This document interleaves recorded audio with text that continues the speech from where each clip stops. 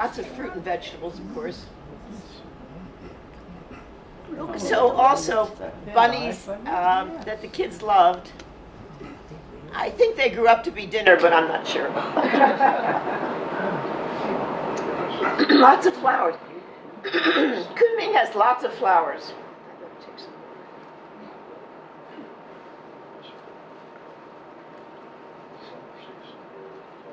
They were selling decorations for Spring Festival, which was coming up in Chinese New Year's.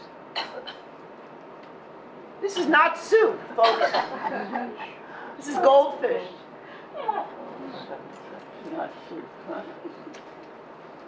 Some street food. She's wearing her ethnic hat. I think these are weapons. Yeah. Anyway, you can buy them in the flower and bird market.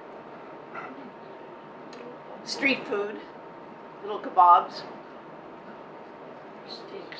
I came here, as I said, early to Kunming, and I investigated, and I was in this market, and I sat at this table, and I had this food. But when we got oriented, Hudi said very emphatically, do not eat the street food. By that time it was too late because I had already eaten in Shanghai, I'd eaten in Kunming, and it was very good. I probably could have gotten sick, I don't know, but it looks like a lot of people eating it. It seemed very healthy. I hope these didn't grow up to be food, I don't know. There was a wonderful Buddhist garden there. When you go in, somebody took me there. I think you need a reservation. My impression is that people retired, they had to retire at age 55. Is that more or less right? I hate to compare it with Japan, but it was true in Japan too. So there were a lot of young retirees around, and many of them sang Peking opera. In this garden, on Saturday afternoon, people were there playing their instruments and singing Peking opera. And it would go on for hours, and these people knew all the words by heart. It was really remarkable. Unfortunately, I didn't record any of it. But here was people playing music.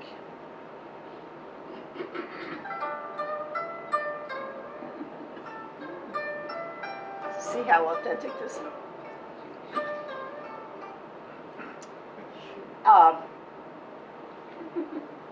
This is in the park. So you see a lot of people playing instruments in the park, dancing and singing Chinese opera. And here's some marvelous instruments that they played. The one I knew best and I brought back a souvenir was the erhu. I just love the music of it. The pipa, there's a pipa player that plays a lot at UCSD. She lives in Del Mar. She's very, very good. And all these other, this is just a few of the very interesting Chinese instruments. Right near my house, well actually we were housed in a hotel. So not far from there was a huge Walmart. And they were celebrating the Year of the Dog. It was about to be Chinese New Year's, and so people bought food, a lot of food, because they had their families over. There were there's duck. Oh my goodness. Delicious. I mean, you can get that at Ranch 99 too, so don't despair. Look at the sausage. Sausages, yeah. In case you think Chinese people don't eat candy, there's plenty of candy. This was huge. And I did not know 93% of what this food was. I had no idea. This is upstairs where the clothes, and I bought a suitcase there on the 3rd floor. Look at the baby. Papoose.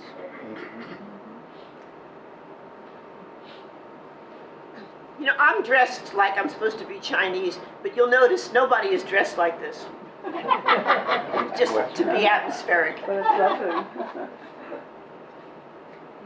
And they sold a lot of these souvenirs. A lot of food. I have no clue what this is. Now, I can't tell you what this Viagra is. It seems to come in large quantities. I don't know, maybe it was to grow the grass, I have no idea. She was a very busy young lady, this woman at the checkout counter. So this is, we were housed in this hotel downtown. And fortunately, they had heaters that we could borrow for our rooms because it was cold. It was a very interesting place to live because you could walk everywhere. And the main street was the usual stores, sort of boring. But in the back alleys was where the action was, where they slaughtered animals, where they had the laundries, where they had little restaurants. It was really fun to walk in the back alleys. Because it was a hotel that had these weddings, we saw a lot of these kind of festivities.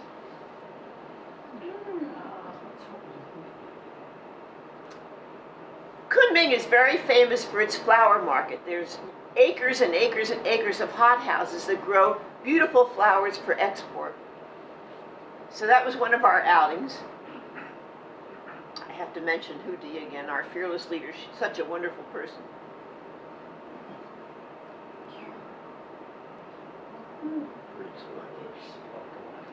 It was a wonderful acres of these beautiful flowers. Those cabbages that you see, ornamental. This is a squash hothouse.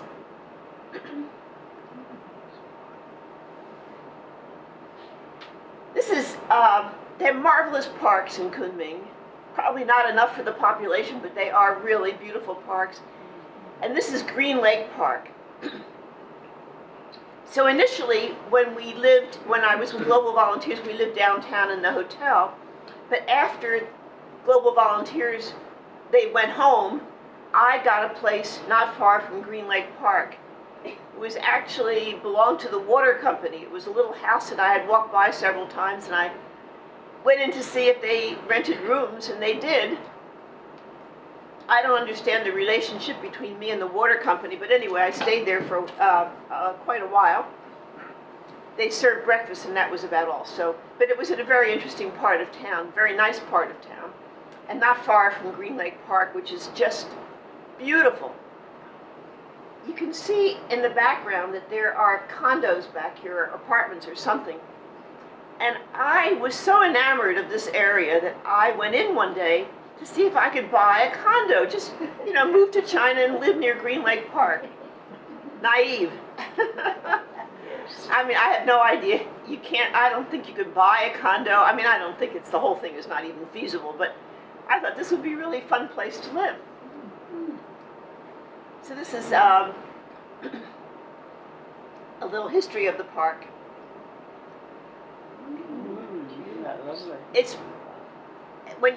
This is the Spring City idea because it was always blooming. Even though it was cold, there was always something blooming there.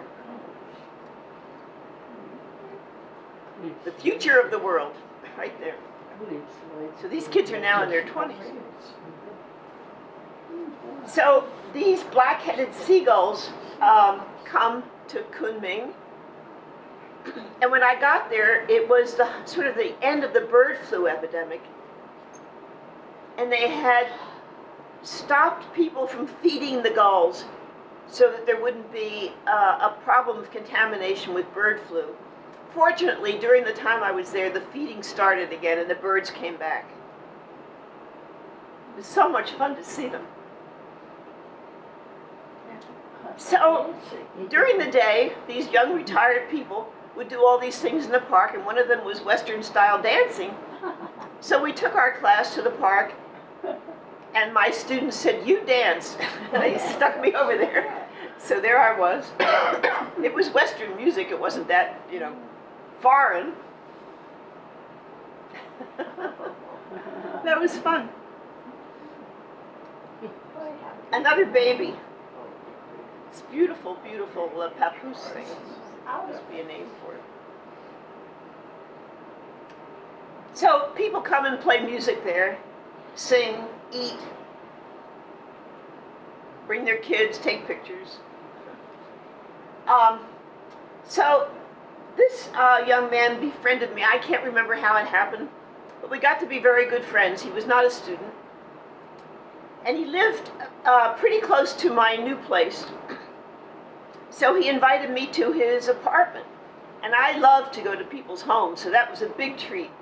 It was a nice middle-class place. I forgot what his parents did. They both worked, and that's his sister, of course, and his mother. And she made a very nice meal for us.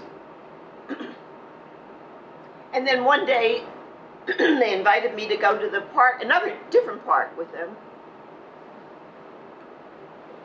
This was another beautiful park with a lot of architectural details and art.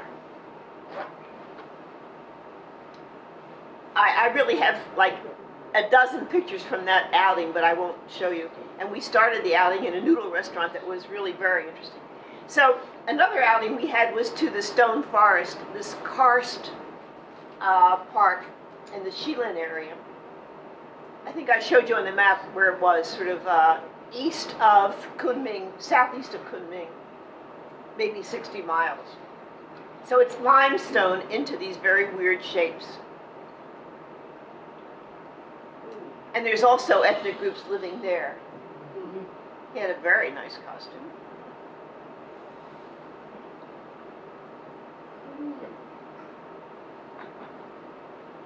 So there they are. That's a karst formation.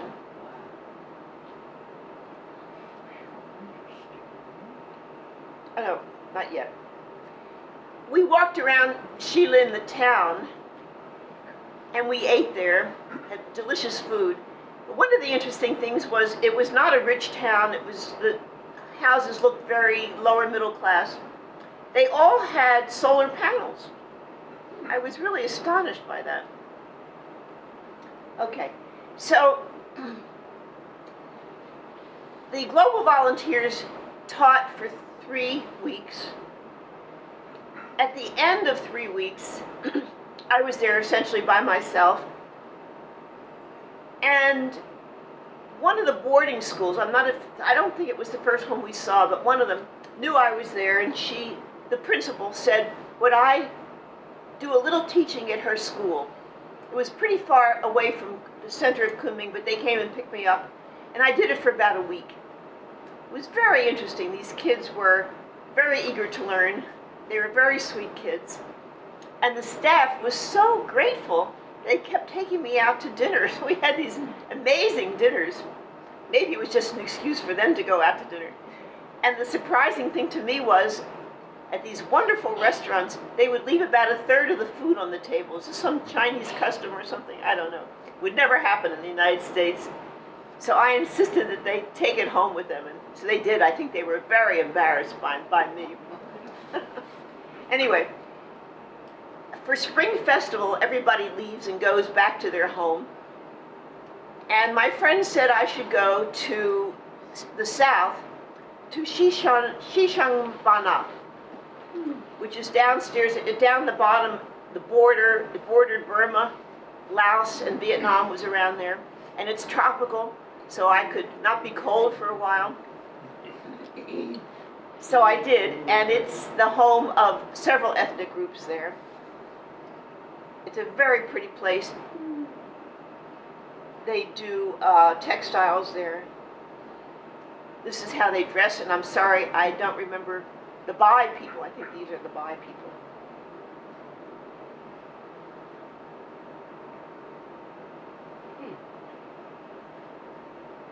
This, by the way, is another autonomous province. I think it's a Bai autonomous province, like Tibet is an autonomous province.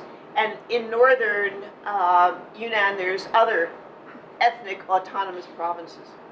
And you can see from their art the influence of Thailand, Vietnamese art, that kind of thing.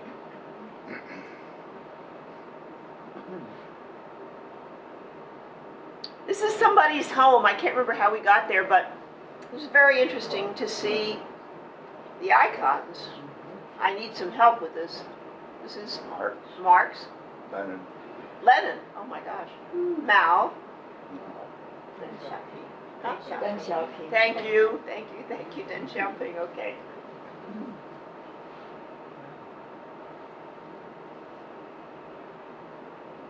I'm not sure what's going on here. Oh, that's out of place. I'm sorry. So this is the stone forest, and Karst originally was a place named Northwestern. Okay. From Europe. So karst became an academic term describing various dissolution and morphological features occurring on carbonate rock. Sorry, that's out of order. Oh, this is the formation that I wanted to show you.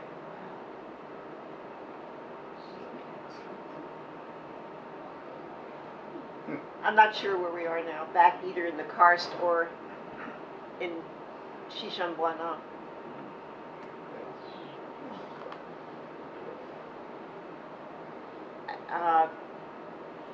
Nancy was around when I came back from this trip, and you saw a lot of our, yeah, there you go, a lot of my ethnic souvenirs and textiles. And that's one of them. I didn't buy that,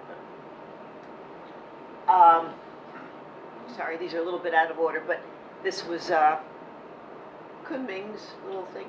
This is some of the houses that you'll see more of that the ethnic groups lived in, and you can see they're not very substantial, and I would have classified them as very poor.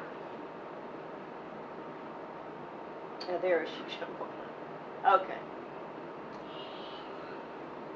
Okay, so this is the Dai Autonomous Prefecture. It's not the Bai, it's the Dai people. Here's one of them. Here's a house, typical house. But there's lots of beautiful temples and statuary there. And this is where it is, all the way down at the bottom of Yunnan Province. So this is Burma, Vietnam, and over here is Thailand. So a lot of people who are traveling wind up in Xishanbuana. There's a lot of Americans who own little houses there, and they go there in the winter. Hippie types, not rich people. And this is where most of the biodiversity of Yunnan Province is. It's a very rich biological growth there. Beautiful palms of all varieties, beautiful flowers, because of the climate. For instance.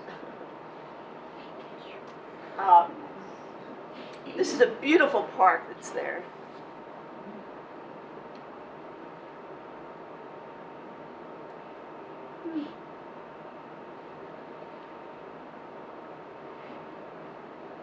Wonderful instrument.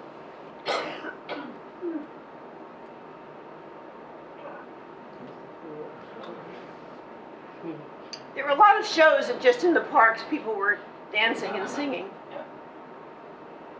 This, I was alone, so there was no outings from my school or anything like that. This was just, it was very easy to make friends there because, as I said, there were a lot of Westerners who came there to keep warm and people actually living there. So there was one particular restaurant where we all sort of hung out, and I could meet people there and have dinner with them and go places with them. But even alone, it was very easy to navigate.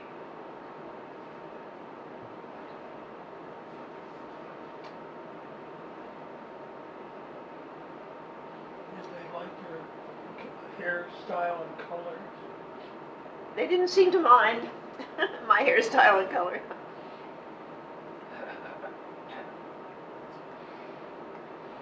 I want to say it again that Yunnan Province to me is one of the most remarkable places I've ever visited, in that it's so colorful, so diverse, so interesting. The food, the culture, the music is so interesting. So this is an example, I think, especially in this area. This is just in the park one day. These are the birds. A bridge in the park.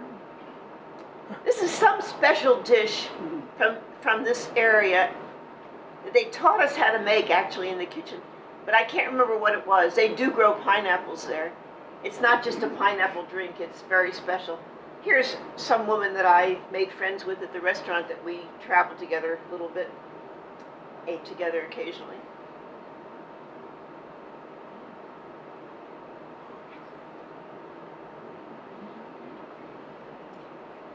He's dressed like a little Buddhist monk, but there's not much Buddhism there. It was Chinese New Year's, and so I was in the town of Xishanbana, and there was this little parade. Pretty sad, but I mean, you can see a lot more Chinese New Year's if you go to the Jasmine or the Emerald on Chinese New Year's and see the dragon dance. But there it is. And then they had big fireworks on New Year's Eve. Not impressive, just a lot of firecrackers going off with a lot of noise. Pretty scary, actually.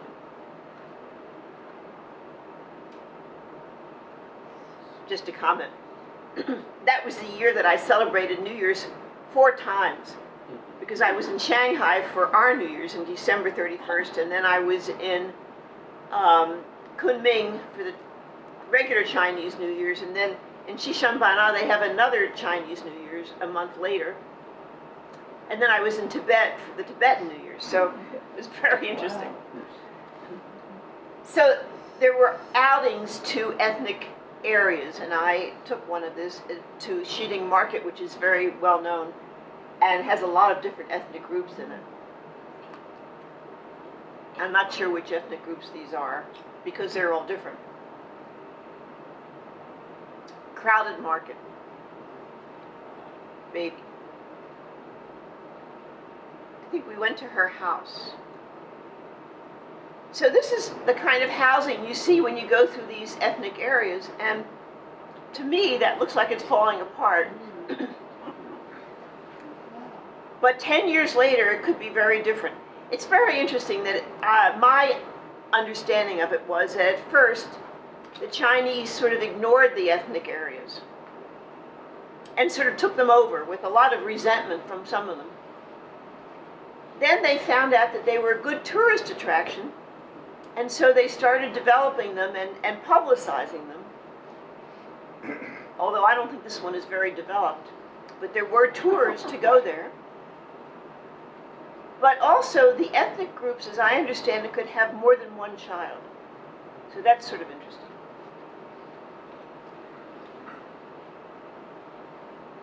Very colorful. It's very colorful. It's so elaborate, these headdresses and costumes.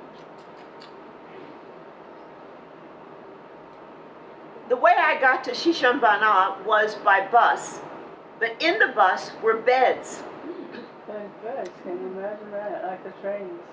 Like a train, except instead of seats, there were beds. Wow. So I had my own bed. I don't think that we spent overnight on the bus. I think maybe it was a whole day bus ride. Definitely going back it was. And by the way, it was on this, I think Xishanbana is maybe 120 miles from Kunming. Maybe more than that. And they built, well, since I've been there, but they were building this huge 8-lane highway from Kunming to Xishanbana, but actually to the Vietnam border. If I were Vietnamese, I would be a little scared about that. But now that highway is really a beautiful highway, but when we were going there, it was under construction, which meant that there were lots of bumps and detours, and the ride was very uncomfortable, both going and coming. But you were lying in bed and people were playing poker or whatever they were playing, or Go or something at the foot of your bed, and it was sort of exciting. They served tea. That's the bed, if you can see. That's something. That's good on the bus. Right? Bed on the bus, yeah. So people, would say, do you mind if I sit at the foot of your bed and play cards with this guy across the way or whatever? So coming to the end of the trip, good, okay.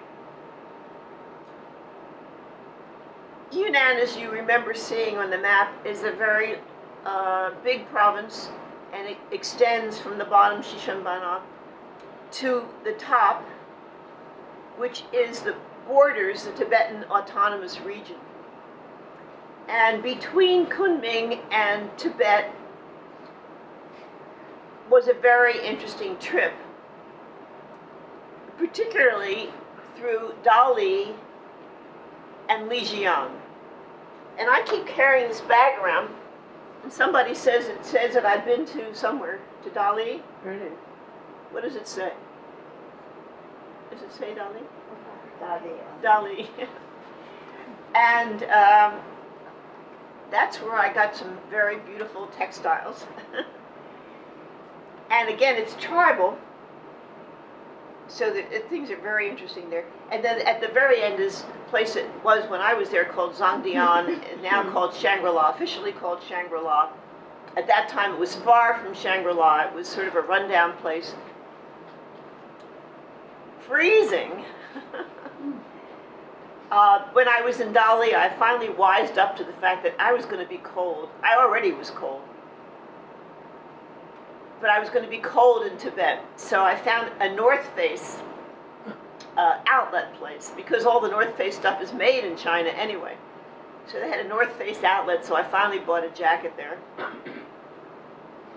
Actually, Tibet was not nearly as cold as Kunming was, turns out, but Zhangdian was. So, I have the pictures of Dali mixed up with the pictures of Lijiang. They're very different. They're both very charming places, especially Lijiang is quite Western in its charm. Dali is much more Chinese. But they're both very interesting, historical and cultural. Well, you've seen her before.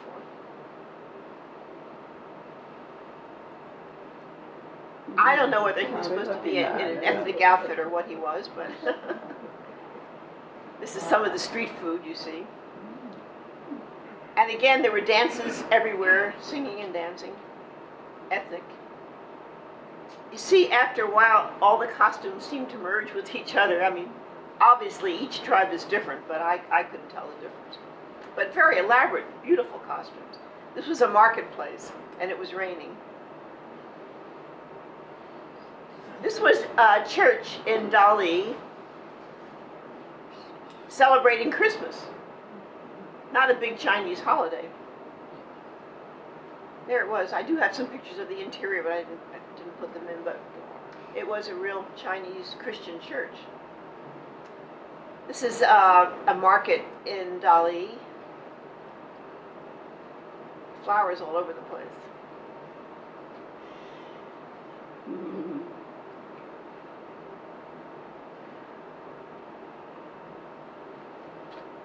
Isn't that beautiful? My God, amazing costume. Along the way, I met different Westerners. Even though I had some trepidation about traveling by myself and not speaking Chinese, there were so many people teaching English in China that there was always somebody I could find, and they weren't all native English speakers. So on the way to Dali, I was, of course, lost, and at the bus stop, I spoke to a Westerner. He was French, had a heavy French accent, but was teaching English. And later I discovered Japanese people there teaching English who could barely speak English themselves. It's a great way, actually, to see the country and meet the people. I really liked teaching English there. But what it meant that there was always somebody to talk to. And along the way, I made a lot of friends, and we stayed in hotels together, and they recommended places, and we ate dinner together and did some sightseeing together. Different people along the way, some people that I still stay in touch with. I think this is a hotel that I might have stayed in. Some guy had a monkey.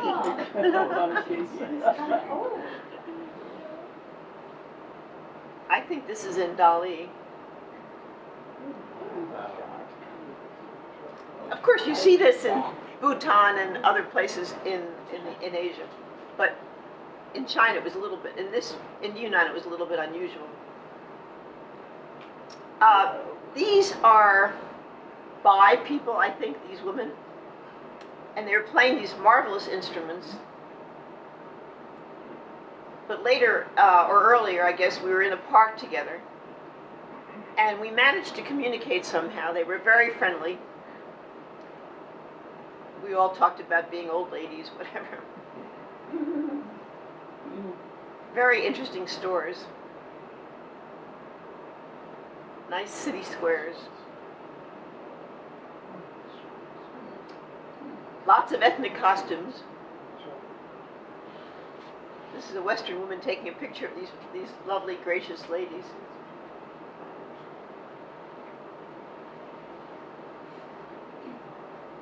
I'm not sure what this represents. It looks very important. I think it has to do with the Chinese occupation of, the Japanese occupation. I don't know. Now this one says something at the bottom if somebody can translate it.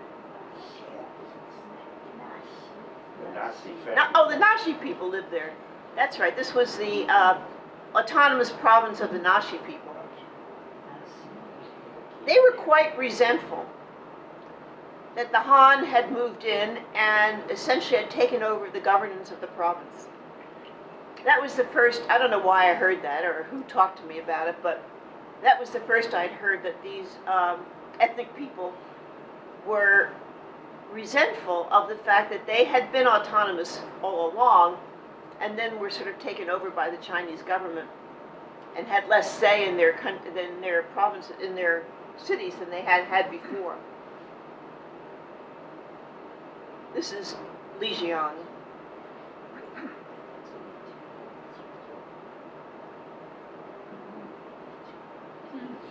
Get a lot of good greens in your food there.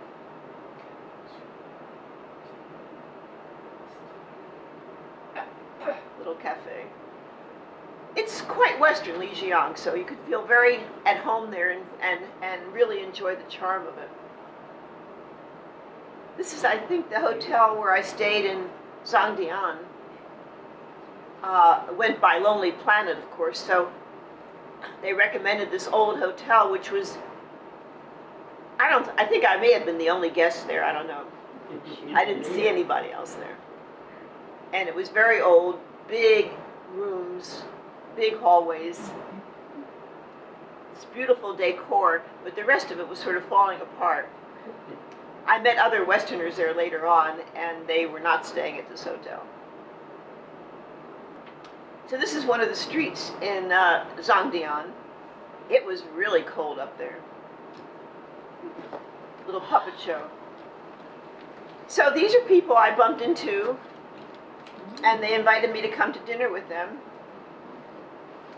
And I apologize for this, but I was talking about going to Tibet, and that the Chinese were, destroying, I probably said, the Tibetan culture by importing all these millions, thousands of Han people to live there. And she said, I'm a Han person. So no offense, but Tibet was another story, and we'll talk about it some other time, but it is true, essentially, that the Tibetan culture is gradually eroding. How long they are. So that was my last dinner in Yunnan Province before I left the next morning from the Shangri-La airport. They may have fixed this up, but I can tell you it was hardly a Shangri-La. I have pictures of dogs eating out of garbage cans and horses walking around eating out of garbage. No, not a good place. And then I went to Tibet, and there's Potala Palace, of course. So, thank you for visiting the peoples of beautiful Yunnan Province.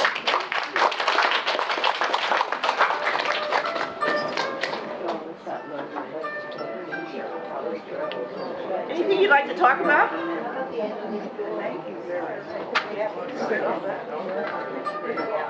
It is high.